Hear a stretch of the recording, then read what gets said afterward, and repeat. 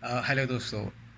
तालीम की और इल्म के ऊपर थोड़ा सा और मज़ीद थोड़ी सी बात और करूँगा कि अक्सर लोग पूछते हैं कि दोनों के बीच में फ़र्क क्या होता है।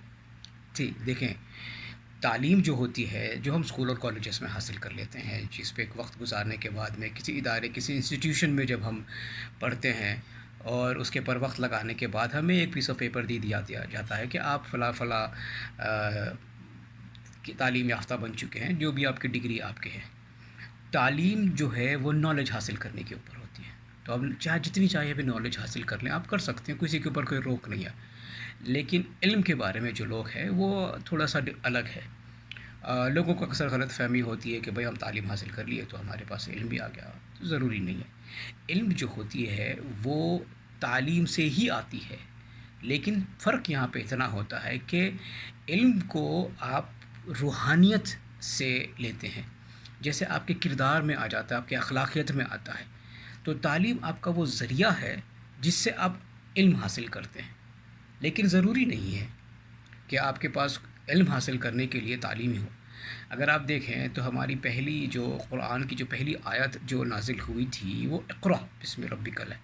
तो उसमें भी पढ़ने की बात कही है, उसमें भी इल्म के बारे में बात की गई है, तालीम के बारे में बात नहीं की गई है।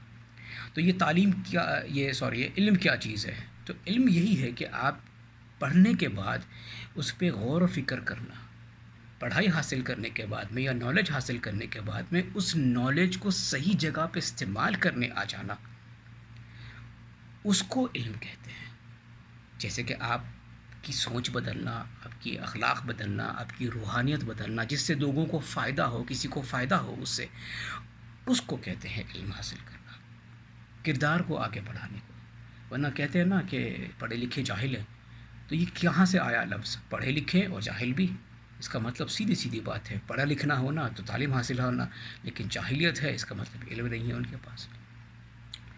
जो चीज़ आपको तकब्बुर से बचाती हो, जो चीज़ आप में हम्बलनेस लेके आती हो, आपके पास में एक सुकून आपको लेके आती है, तो वो आपकी इल्म होती है। अगर जहाँ आपको तकब्बुर आ जाता है, घमंड आ जाता है, वो तालीम के ऊपर आता है। तो ये एक फ़र्क है जो लोगों को समझना चाहिए। गौर करिए।